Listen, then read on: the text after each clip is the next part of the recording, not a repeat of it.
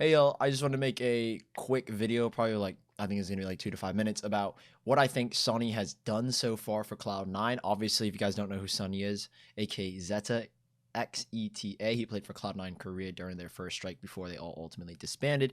And if you haven't, or if you've been living under a rock, you probably don't know that Tens recently stepped down from Valorant. And if you love Valorant at all, if you like Valorant at all, you probably do know. So I don't know why I'm even saying that. But Sonny has come in to step in for Tens.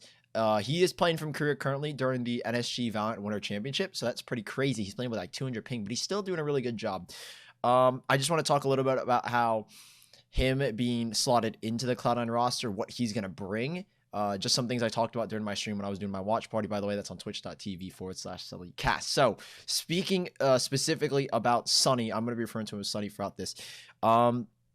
I like the way Cloud9 have played so far. They're playing against eUnited. They're doing a pretty solid job. I'm actually making this in the middle, in between maps. So the third map, I don't know just yet. It's still undecided. But Ascent and Bind were really good games, I feel like, from Cloud9. Ascent, for the first time in a long time, they decided to bring on Breach, that being Sonny. And speaking further about the Breach, I feel like on a map like Ascent, we really only see Breach nowadays in terms of like Split, sometimes even Icebox at times, but we don't really see it too much on the maps like Haven, Bind, Ascent specifically, when Sonny decided to bring it out. And that makes a lot of sense why Sonny brings Breach to a North American side. He's playing from Korea at 7 a.m. And in Korea, Breach is a very heavily favorite ult to use. For example, someone like Stacks, I think, believes on the side of Vision Strike is a very good Breach. And we clearly saw here that Sonny was a very solid Breach. I mean, before he used to play Sova Sky, so I'm kind of curious to know why he hasn't exactly slotted into Sova Sky. That was when he played during his time with Cloud9 Korea. So that's a little bit interesting.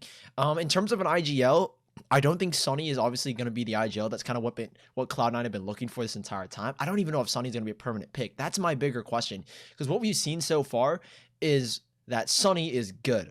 He is damn good on American servers, and I think that is going to further kind of push the case that maybe Vin Strikers could be the best in the world because of the fact that they can compete with the best aimers that we see so far in our respective regions, but they can also bring that tacticality, which they've always been so good at, and that's something I think Sonny brings up pretty well. And him playing Breach with all three maps, he's been a very good support player, very good with his fault lines and flashes and aftershocks, but more importantly, I think because Sonny, coming from that Korean Valorant scene, I kind of called it during my watch party a mixture of Valorant cultures, is that Sonny, in the side of him being from Korea, that Korean, I feel like, meta in culture is revolving so heavily around something like being a incredibly smart tactical team. That's kind of what you need in order to succeed in the likes of Korea, because you've got Vision Strikers, you've got TNL who compete against Vision Strikers, and Cloud9 Korea put up a decent fight against Vision Strikers. So I really do feel like Sonny brings a lot to the Cloud9 side. Now, whether or not he's going to be a permanent stay or not is a bigger question, because right, you're coming from Korea, you're only playing Breach for the 3 maps that you've elected to play. I'm looking at it here right now, live on stream on Nerd Street Gamers. He's played Breach for 3 maps, and while he is playing it on Split, it makes a lot more sense. I still think that he's not going to be a permanent pick.